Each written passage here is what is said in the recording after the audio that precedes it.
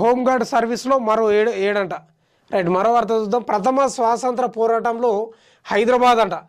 British రెసిడెన్సీని ముట్టడించిన Turrebaz Khan భౌతిక గాయాన్ని కోటిలో చెట్టుకు వేలాడదీసిన ఆంగ్లేయులంట. వాయబ్బా. స్మారక స్తూపాన్ని విస్మరించిన పాలకవర్గం అంట. ఒకసారి చదువుతాం ఇది. భారతమాత దాస్య శృంఖలాలను తెంచేందుకు సమర శంకారావం పూరించిన ప్రథమ స్వాతంత్ర పోరాటంలో అసువులు బాసిన వీరుల త్యాగాలను 79 ఏళ్ల స్వతంత్ర భారతం విస్మరించడం విచారకరం. మీరట్లో ప్రారంభమైన ప్రథమ స్వాతంత్ర పోరాటం హైదరాబాద్కు వ్యాపించి కోటిలోని బ్రిటిష్ రెసిడెన్సీని ముట్టడించిన దేశభక్తులు చెరసాలలు ఉరికొయ్యలను ముద్దాడిన సంఘటనలకు ప్రతీకగా నిలిచిన స్మారకం కాలం ఒడిలో కనుమరుగైపోతుంది. 1957 ప్రథమ స్వాతంత్ర పోరాటంలో 500 మంది సాయుధులైన యోధులతో తుర్రేబాజ్ ఖాన్ కోటిలోని బ్రిటిష్ రెసిడెన్సీపై యుద్ధం చేశారు. నిజాం రాజు మద్దతుతో ఆధునిక ఆయుధాలు పొదిగిన బ్రిటిష్ సైన్యానికి ఎదురు నిలవలేక 100 మంది ప్రాణాలు కోల్పోగా వారి చేతికి చిక్కిన వారు అండమాన్ దీవుల్లో శిక్షకు గురైనట. అబ్బా.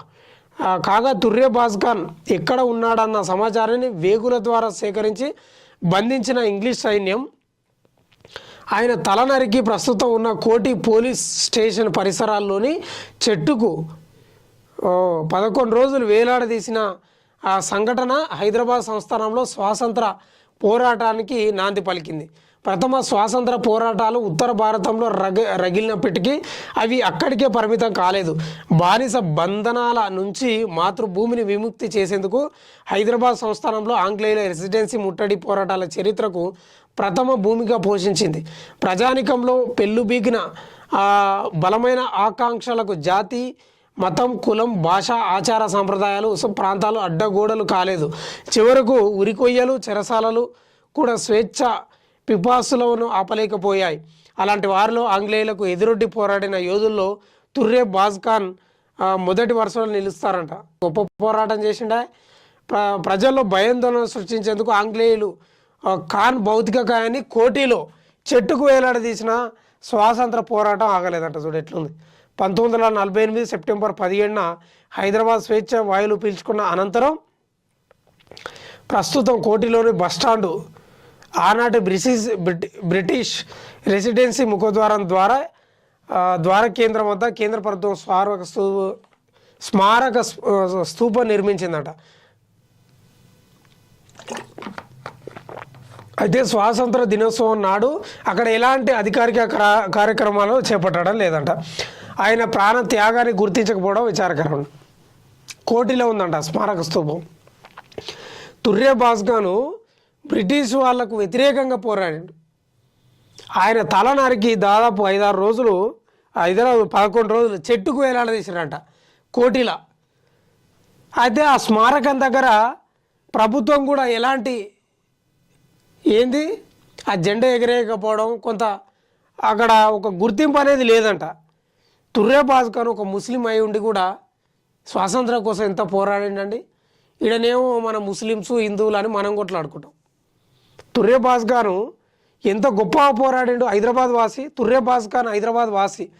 పఠాన్ తుర్రేబాజ్ ఖాన్ పరాక్రమానికి పెట్టింది పేరైన రోహిల్లా సైనిక పటాలానికి చెందిన నాయకుడట. ప్రఖ్యాతి చెందిన అరబ్బులు రోహిల్లాల సైనిక దళానికి నాయకత్వం వహించిన తుర్రేబాజ్ ఖాన్ హైదరాబాద్ నివాసి పఠాన్ రుస్తుమ్ ఖాన్ కుమారుడట. అతను బ్రిటిష్ సైన్యంలో చేరి ఔరంగాబాద్ బ్రిటిష్ కంటోన్మెంట్లో జమేదారుగా పనిచేశారు. ఫిరంగి దళానికి నాయకుడైన ఖాన్ బ్రిటిష్ పాలకులపై జరుగుతున్న తిరుగుబాట్లకు ప్రభావితుడయ్యాడంట. దాదాపు 500 మంది సాయుధ యోధులతో కలిసి హైదరాబాద్ బ్రిటిష్ రెసిడెన్సీని ముట్టడించారట. ఆయనతో కలిసి పోరాడిన వారిని అండమాన్ జైలుకు పంపగా తుర్రేబాజ్ ఖాన్ను మాత్రం చంపి కోటిలోని చెట్టుకు వేలాడదీశారంట. ఓ అబ్బా. ఈ సంఘటన ఆనాడు దేశ ప్రజల్లో పోరాట స్ఫూర్తిని రగిలించింది. ఆంగ్లేయుల గుండెల్లో భయోత్పాతం సృష్టించిన పఠాన్ తుర్రేబాజ్ ఖాన్ భౌతిక కాయం పట్ల కూడా ఆంగ్లేయులు వారి తొత్తులు కిరాతకంగా అవమానకరంగా వ్యవహరించారు. తుర్రేబాజ్ ఖాన్ లాంటి స్వాతంత్ర సంగ్రామ యోధుల వారసత్వాన్ని స్వీకరించిన ప్రజలు చివరకు ఆంగ్లేయులను తరిమికొట్టి దేశానికి స్వాతంత్రాన్ని సముపార్పించారు. అంత గొప్ప పోరాట యోధుడి స్మారక స్తూపాన్ని ప్రభుత్వం పట్టించుకుంటలేదంట. పట్టించుకోవచ్చు కూడా ప్రభుత్వం కూడా. ఎందుకంటే నాకు అది అర్థం కాదు. నిర్లక్ష్యం ఏం తమాషా. ఈయన పోరాటం గురించి కూడా పాఠ్యాంశాల్లో చేర్చాలి. ఎంత గొప్ప పోరాటం అండి. తలకాయ తీసి 11 రోజులు చెట్టుకు వేలాడదీశారంట బ్రిటిష్ సైన్యం. చూడు ఎట్లుంది కథ. ఈయన గురించి చాలామందికి తెలియదు, తెలుసుకోవాలి. చాలా గొప్ప పోరాటం చేసిండు.